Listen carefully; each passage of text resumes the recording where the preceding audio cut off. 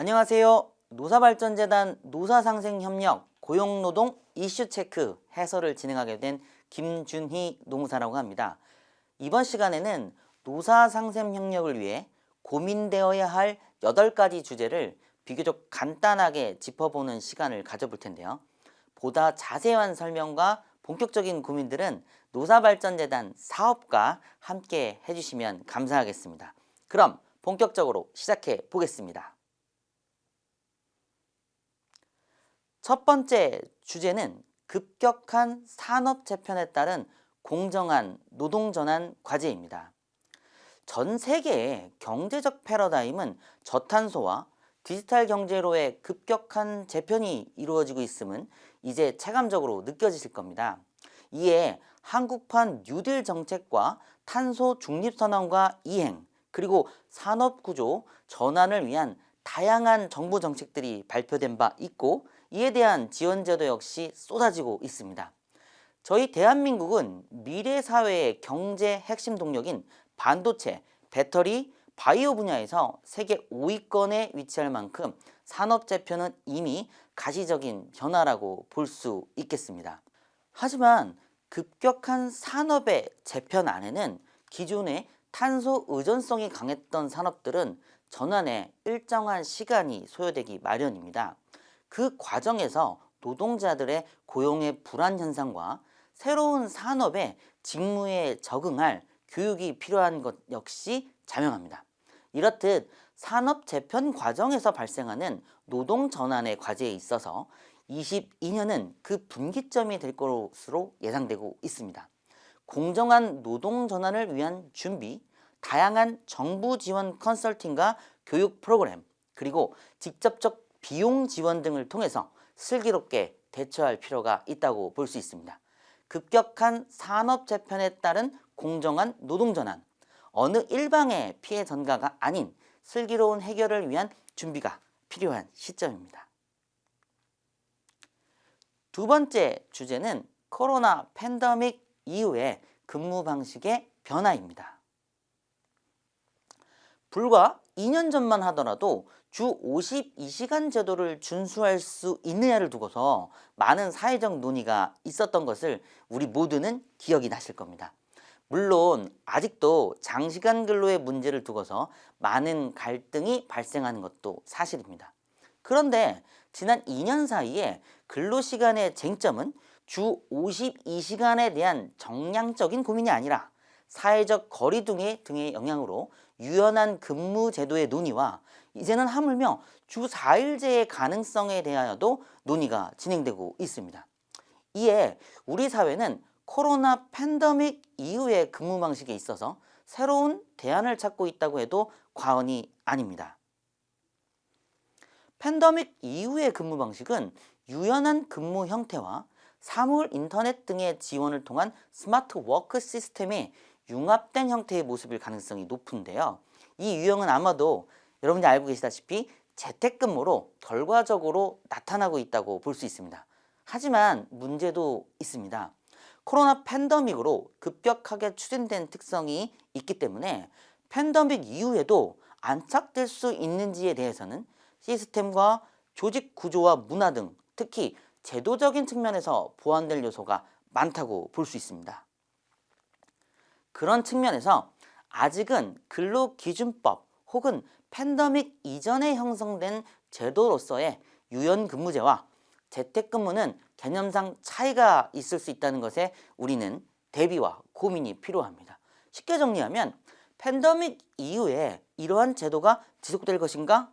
유연한 근무 형태의 필요성은 자명할 것입니다. 그렇다면 다양한 근무 형태에 대한 제도 유형과 조직 내 합의는 잘 구비되었는가? 이것은 우리 사회가 아직 준비가 부족하다고도 볼 수 있겠습니다. 근로기준법상 유연근무제도를 살펴보면 다양한 유형이 구비된 것으로 보이지만 재택근무와 같이 혹은 사업장 밖에서의 근무 형태 등에 대해서 현재 유형을 포섭할 수 있는 법률상의 제도는 부족해 보이는 것이 사실입니다. 팬데믹 이후에 근무 방식에 대한 고민, 22년에 본격적으로 시작할 시점입니다. 세 번째 주제는 임금 및 근로시간을 둘러싼 갈등이 증폭되는 현상입니다. 노동법상 근로시간의 정의는 사용자의 지휘 감독을 기준으로 판단합니다. 하지만 판례의 문구처럼 쉽게 판단할 수 없기에 개별 근로자와 회사 간에 많은 갈등이 발생하고 있는데요. 근로자는 시간의 근로를 했다고 하고 회사는 정해진 제도 안에서 제공한 근로에 대하여는 법대로 지급했다는 분쟁이 상당히 많이 발생하고 있다는 점입니다. 근로시간의 판단에 있어서는 보시는 바와 같이 노동부 지침도 어느 정도 기준이 존재하고 법원의 판례에 따라서 해당 기준이 존재하는 것은 사실이나 그 세부적인 판단에 있어서는 일일이 법률 전문가의 판단을 받을 수 있는 것은 아니다 보니 재직 또는 퇴사 후에 회사를 상대로 임금체불 진정이 빈번히 발생하고 있다는 점입니다. 회사라고 오로지 지급하지 않기 위해서만 대응하는 것이 아니라면 보다 근본적인 해결이 고민되어야 할 것입니다.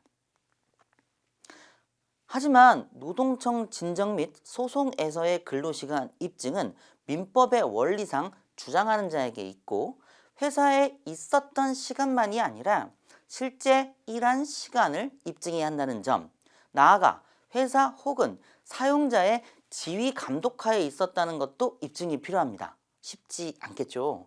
그러다 보니까 근로자는 회사에 있었던 시간의 기록을 증거로 제출하고 회사는 그 시간에 대하여 이를 지시한 바 없다는 대립이 나타나게 되는 겁니다. 이러한 갈등을 어떻게 해결할 것인가? 노사 모두 고민해 보아야 할 문제입니다. 또 다른 갈등의 유형으로는 임금에 대한 범주의 문제가 있습니다. 근로자에게 지급된 금품 중에 임금이라면 퇴직금 산정 등의 기준이 되는 평균 임금의 문제가 되고 나아가 일정한 판단 프로세스에 따라서는 시간의 수당 등의 기준이 되는 통상 임금의 문제도 있을 수 있겠죠. 문제는 이 임금에 대한 판단이 점차 변화해 나가다 보니까 현실에서는 많은 갈등이 야기되고 있다는 점입니다. 몇 년 전에 복지 포인트는 임금이 아니라는 대법원의 판정이 있었습니다. 이에 많은 공공기관과 기업들은 임금성 분쟁이 발생할 가능성이 높은 수당의 증가 또는 신설보다는 복지 포인트 지급 방식을 통해서 근로조건 상향 정책을 사용한 바가 있었는데요. 이처럼 특정 수당 등의 임금성 판단은 임금 체계 및 구성에 많은 영향을 미치게 됩니다. 그런데 최근에는 소위 인센티브, 경향성과급에 대한 임금성 판단을 두고서 사회적 갈등이 발생하고 있습니다. 퇴직자를 중심으로 해서 퇴직금 산정에 성과급이 반영되지 않았기 때문에 차액을 요구하는 소송의 유형입니다. 기존 법원의 판단한 경향으로는 화면과 같이 임금이라고 보기 어렵다는 판단이 대세였습니다. 그런데 민간 기업이 연 단위로 지급되는 경영성과급에 대해서 임금성을 판단한 사건들이 화면에 보시는 바와 같이 하나씩 누적이 된 바가 있었고요. 특정 사건들의 결과들이 다양하게 나타나면서 대법원에 계류 중인 사건들이 누적되고 있는 상황입니다. 이미 공기업에서는 경영평가 성과급은 임금으로 판정하고 퇴직금에 반영하여 대비를 한 것이 자리를 잡았기도 합니다. 결론적으로 대법원의 최종적인 판단을 기다려야 하지만 사회적 파급력이 큰 사안인 만큼 노사 어느 일방에 유리한 결정만이 나오지는 않을 것으로 조심스럽게 예측을 해봅니다. 하지만 판결을 기다리기만 한다고 해서 이 문제가 해결되는 것은 아닐 것 같습니다. 대법원의 판단을 기다리기 전에 리스크를 줄이는 보상 전략이 구축될 필요가 있고 그 기준은 실제의 성과에 기반한 방식이 대안으로 제시된 것은 사실입니다.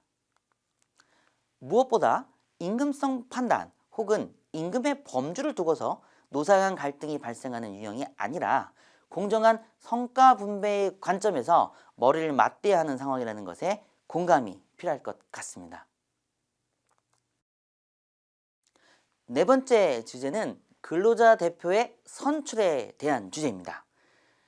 노동법상에서 근로자 대표의 개념은 노조법상의 노조위원장으로 볼 수 있는 대표와 근로자 참여 및 협력 증진에 관한 법률에서의 노사협의회 근로자위원이 호선한 근로자 대표, 그리고 근로기준법상의 근로자 대표, 이렇게 세 가지 유형이 있다고 볼 수 있습니다. 여기서 강조하고자 하는 사항은 근로기준법상 근로자 대표와 노사협의회 근로자 대표와 그 권한을 혼동하지 않으셔야 한다는 점을 강조하기 위한 전달인데요. 근기법상 근로자 대표는 유연 근무제를 포함한 근무제도 변경에 있어서의 동의권을 가지고 있습니다. 하지만 그렇다고 취업규칙 불이익 변경에 동의권을 가지고 있는 것은 아닙니다. 문제는 노사협의회 근로자 대표와 근기법상 근로자 대표와 혼동하는 사업장이 상당히 많다는 점에 있습니다. 향후 노사관계에서는 다양한 근로자 참여를 전제하거나 강제하는 법률의 개정이 예상이 되고 있습니다. 이에 근로자 대표의 선출과 부여되는 권한에 있어서 명확한 기준을 마련하는 것 매우 중요하니 이번 기회에 한번 체크해 보시면 좋겠습니다. 다섯 번째 주제는 고령 인력의 전략적 고용에 대한 주제입니다. 한국 사회의 고령화 문제는 이제 대중적인 인식으로 이미 자리 잡았습니다. 하지만 기업 내에서는 이 문제는 정년의 연장 문제 혹은 임금 피크제의 도입 문제로만 다소 제한적으로 접근하려는 경향이 매우 강합니다. 오늘 강조드리는 내용은 정부 정책에서는 60세 이상의 고령 인력을 활용하는 기업에게 많은 혜택을 주기 위해 제도를 마련하였다는 점과 향후 한국 사회에서 고령 인력을 전략적으로 활용하는 것은 불가피한 선택이 될 수 있다는 점입니다. 우리 사업장의 고용 환경이 고령 인력에 대한 의존성이 높다면 고령 인력을 전략적으로 사용하는 건 역시 시도해볼 만한 접근이 될 것입니다. 여섯 번째 주제는 중대재해처벌법 시행과 안전한 일터 조성입니다. 22년 1월 27일 중대재해처벌법이 시행이 됩니다. 하지만 안타깝게도 중대재해처벌법이 적용되지 않게 하기 위한 기업의 조치에 본 법의 논의가 집중된 현상을 우리는 볼 수 있었습니다. 물론 중대재해처벌법은 특정한 기준의 재해에 대하여 기존의 산업안전보건법 및 형법 등에 적용해서 우선 적용하는 강력한 특별법이기는 하나 처벌을 피하기 위한 관점보다는 중대재해를 예방하는 관점에서의 접근이 더 중요하다고 볼 수 있습니다. 중대재해처벌법의 적용이 아닌 기존의 법리대로의 적용을 받기 위해서는 무엇보다 전사적인 안전보건총괄 조직의 구성과 해당 조직의 근로자 참여를 통한 실질적인 안전조치의 강화가 필요합니다. 우리 사업장의 안전저해 요소를 근로자 참여를 통해 적극 발굴하고 대비해서 실제의 재해를 방지하는 것, 여기에 노사 간 참여가 전제되어 있다는 것을 기억해 주시고 대비할 필요가 있겠습니다. 일곱 번째 주제는 직장 내 괴롭힘 금지와 직장 내 성희롱 예방에 대한 사항입니다. 직장 내 괴롭힘 금지에 대한 사항은 근로기준법에서 규정하고 있고 직장 내 성희롱 조치에 대한 사항은 남녀 고용 평등 및 일가정 양립 지원에 관한 법률에 규정되어 있습니다. 하지만 두 법의 내용은 실제의 적용에서는 매우 유사한 구조를 가지고 있기 때문에 회사 조직에서는 종합적인 처리 프로세스를 구비해야 하는 필요성이 있습니다.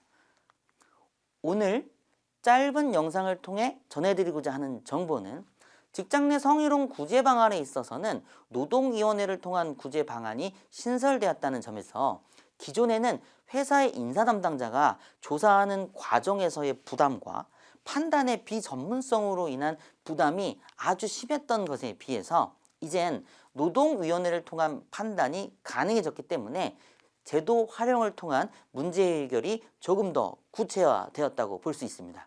무엇보다 사안이 발생하였을 시에 적극적인 보호 조치부터 시작하는 조직 문화와 담당자의 태도가 중요하다는 것도 꼭 기억해 주시면 좋겠습니다.